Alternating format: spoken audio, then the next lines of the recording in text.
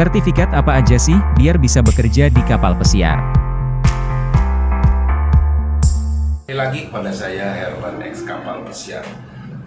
Saat ini saya akan membicarakan temanya adalah sertifikat apa sajakah yang diperlukan untuk pemula untuk berangkat ke kapal yang dipersiapkan.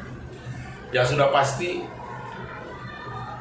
semua bicara sertifikat adalah sertifikat safety. Yang paling dasar adalah kita BST, Basic Safety Training. Biasanya itu kita kelas 2 minggu, praktek 1 minggu atau 2 minggu. Depend atau tergantung daripada tempat kita pelatihan.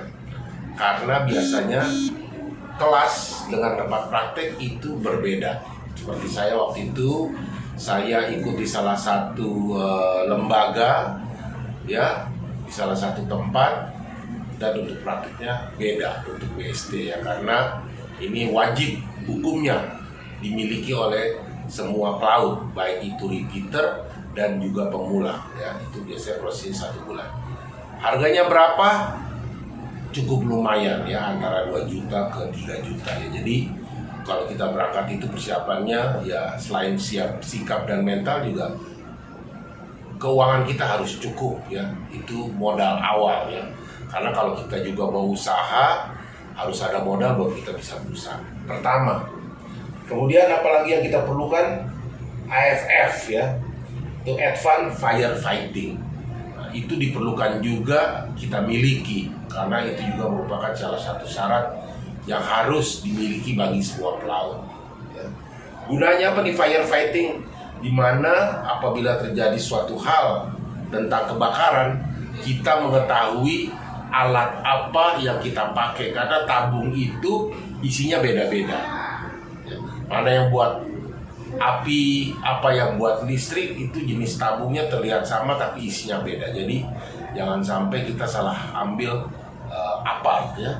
Jadi ya diperlukan, makanya kita harus pendidikan juga. Bagaimana tekniknya, menyemprotnya, bagaimana dari mulai cara IM the nozzle ya, kita copot, kita unlock, bagaimana kita cara menyemprotnya juga itu perlu. Makanya kita dididik ya, dan kita dilatih, dan semua siswa wajib melakukan, supaya dengan pengetahuan dari praktek itulah, walaupun awalnya kita tahu, bisa kita kembangkan nanti pada saat apabila hal itu terjadi ya.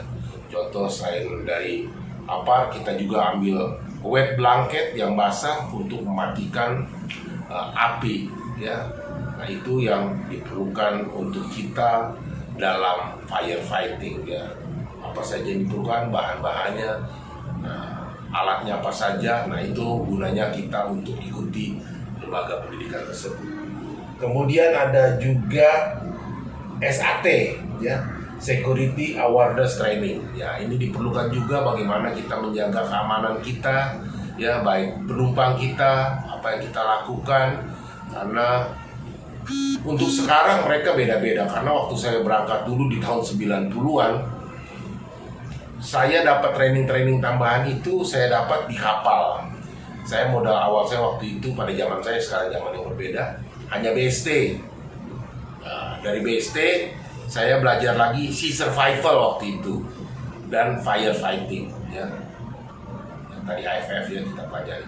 Kalau seperti SCRW, survival crowd, itu rescue boat kita dapat di kapal, karena kapal kita juga dari departemen kita di security sana, kita juga mendapatkan pelatihan di kapal pada saat kita menjalani kontrak kita. Biasanya itu satu kontrak saya dapat 2 kali pelatihan yang berbeda. Kenapa latihan itu perlu? Sebenarnya latihan itu perlu supaya kita paham dan mengetahui. Jadi kita terbiasa. Dan makanya itu diulang dan diulang dan diulang. Setiap kontrak berikutnya kita naik, akan diulang.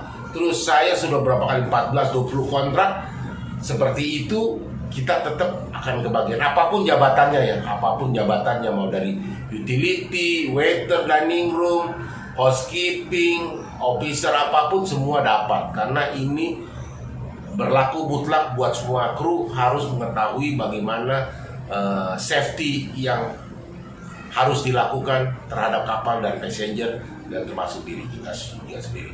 Saya bahkan waktu di kapal saya ikut training untuk lifeboat commander, ya, bagaimana cara membawa skoci atau lifeboat dengan kapasitas 150 penumpang, ya, di luar kru itu, dan saya ada asisten 2 di dalam lifeboat. Nah, itu bersertifikasi. Saya mengikuti kelas lifeboat commander itu 1 tahun, ya, jadi tidak mudah juga. Biasanya yang dapat mengikuti latihan lifeboat commander itu mulai dari posisi officer atau kalau kita di dining room yang sudah berseragam, yaitu head waiter. Nah, itulah leader-leader yang diberi kesempatan untuk mengikuti kelas lifeboat commander, ya.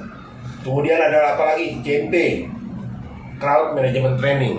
Nah, ini juga waktu zaman saya dapatkan di dalam kapal, dan itu setiap kontrak 2 macam training tadi yang saya sebutkan. Nah, untuk sekarang teman-teman yang di tahun 2024, semua sertifikat ini harus cukup. Kalau tidak, kita tidak bisa berangkat. Satu lagi KMBT, Critic Management Behavior Training. Hal inilah sangat perlu. Jadi ada berapa tadi?